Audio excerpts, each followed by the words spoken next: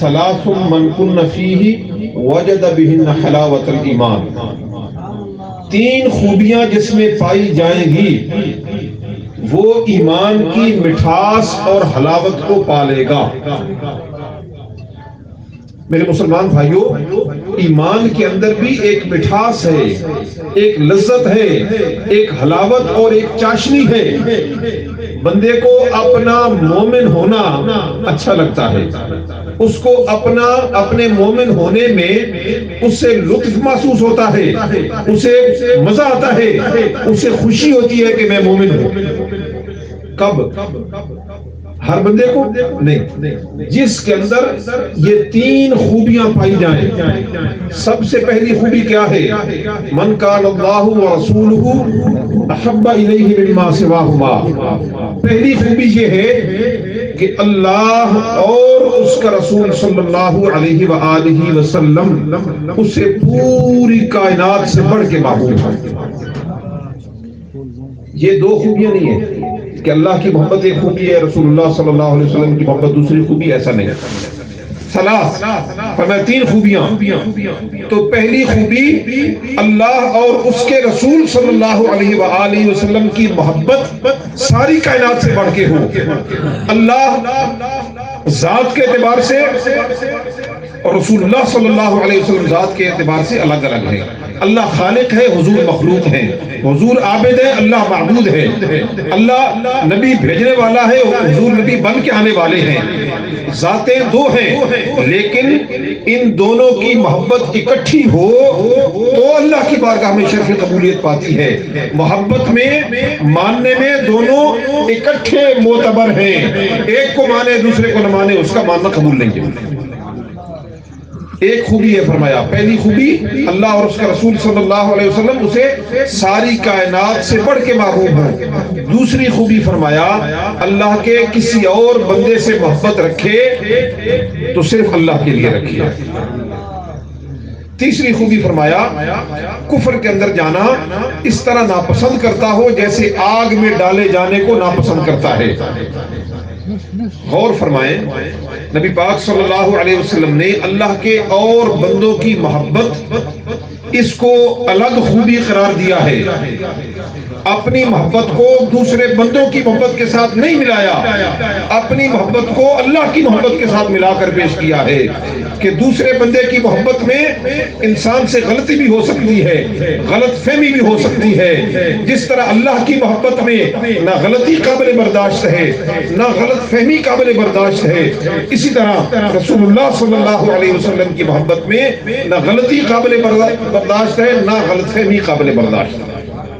صحیح بخاری کی ایک اور روایت کے ساتھ میں اس بات کی مزید وضاحت کروں گا۔ رسول اکرم صلی اللہ علیہ وآلہ وسلم نے صحابہ کرام سے پوچھا اتدرون مل ایمان باللہ وحدہ، اے میرے صحابہ کیا تم جانتے ہو کہ صرف اللہ کی محبت کا مطلب کیا ہے؟ کیا صحابہ کرام نہیں جانتے تھے کہ اللہ پہ ایمان لانے کا مطلب کیا ہے؟ اتدرون مل ایمان باللہ وحدہ، کیا تم جانتے ہو کہ صرف اللہ کو ماننے کا مطلب کیا ہے؟ صرف اللہ پہ ایمان لانے کا مطلب کیا ہے؟ تمہیں پتہ ہے؟ ابھی کسی مسلمان سے پوچھو بتا دے گا، لیکن صحابہ کرام حضور کا مزاج سمجھتے تھے، وہ حضور کا انداز سمجھتے تھے۔ آپ صلی اللہ علیہ وسلم یہاں پہ کوئی خاص بات بتانے والے ہیں، اس لیے جواب نہیں دیا کہ ہمیں پتہ ہے صرف اللہ کو ماننے کا مطلب کیا ہے، اللہ کو اپنی ذات میں بھی یکتا مانے، صفات میں بھی یکتا مانے، اس کو وحدہ لا شریک مانے، اس کے سوا کسی کی عبادت نہ کریں۔ کوئی جواب نہیں دیا۔ یہ جواب کیا عرض کیا؟ اللہ ورسولہ اعلم، اللہ جانے اور اللہ کا رسول جانے۔ اللہ بہتر جانتا ہے اور اس کا رسول صلی اللہ علیہ وآلہ وسلم بہتر جانتے ہیں۔ یا رسول اللہ خود بتائیے کہ اکیلا اللہ کو ماننے کا مطلب کیا ہے؟ تو فرمایا صرف اللہ کو ماننے کا مطلب یہ ہے، اکیلا اللہ کو ماننے کا مطلب یہ ہے کہ اللہ کی وحدانیت کی گواہی دو اور میری رسالت کی گواہی دو۔ جب اللہ کی وحدانیت کی گواہی دو گے، میرے عبد اور رسول ہونے کی گواہی دو گے، تو یہ اللہ کو ماننے کا مطلب ہے۔ اللہ کو ماننا یہ سمجھا جائے گا، اکیلا اللہ کو ماننا یہ سمجھا جائے گا کہ تم اللہ کو بھی مانو اور اللہ کے رسول کو بھی مانو۔ اب معاملہ بالکل واضح ہو گیا کہ کسی جگہ صرف اللہ پہ ایمان لانے کا ذکر ہو قرآن و حدیث میں تو سمجھ لینا چاہیے کہ یہاں پہ مراد کیا ہے، اللہ اور اس کے رسول کو ماننا۔ کسی جگہ صرف اللہ کی محبت کا ذکر ہو تو سمجھ لینا چاہیے کہ یہاں اللہ اور اس کے رسول کی محبت مراد ہے۔ کسی جگہ صرف رسول اللہ صلی اللہ علیہ وآلہ وسلم کی محبت کا ذکر ہو تو سمجھ لینا چاہیے کہ یہاں پہ اللہ اور اس کے رسول صلی اللہ علیہ وسلم کی محبت مراد ہے۔ یہ دونوں ذاتیں ماننے کے اندر اکٹھا معاملہ ہے ان کا، محبت کے اندر اکٹھا معاملہ ہے ان کا، اطاعت کے اندر اکٹھا معاملہ ہے ان کا۔ وَمَن يُطِعِ الرَّسُولَ فَقَدْ أَطَاعَ اللَّهَ، اور جس نے رسول اللہ صلی اللہ علیہ وآلہ وسلم کی اطاعت کی، تحقیق اسی نے اللہ کی اطاعت کی۔ اللہ کی اطاعت کا اس کے علاوہ تصور ہی کوئی نہیں ہے۔ رضا دونوں کی اکٹھی ہے، واللہ ورسولہ احق ان یرضوہ، اور اللہ اور اس کا رسول صلی اللہ علیہ وآلہ وسلم اس بات کے زیادہ حقدار ہیں کہ لوگ انہیں راضی کریں۔ رضا دونوں کی ایک ہے، اطاعت دونوں کی ایک ہے، محبت دونوں کی اکٹھی معتبر ہے، ایمان دونوں پہ اکٹھا معتبر ہے۔ اس لیے اسلام کے جو ارکان ہیں رسول اللہ صلی اللہ علیہ وسلم نے 5 بتائے ہیں، 6 نہیں بتائے۔ کتنے؟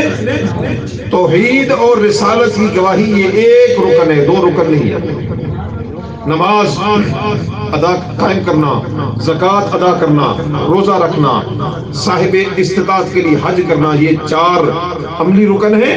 جو اعتقادی رکن ہے وہ رسول اللہ صلی اللہ علیہ وسلم نے 2 نہیں قرار دیے کہ اللہ کو ماننا ایک رکن ہے پھر مجھے ماننا دوسرا رکن ہے، نہیں۔ پہلا رکن فرمایا اللہ کی وحدانیت کی گواہی دے اور رسول اللہ صلی اللہ علیہ وآلہ وسلم کی رسالت کی گواہی دے، یہ اسلام کا ایک رکن ہے، پہلا رکن ہے۔ دونوں ایمان اکٹھے اس کی بارگاہ میں جائیں گے تو معتبر ہوں گے۔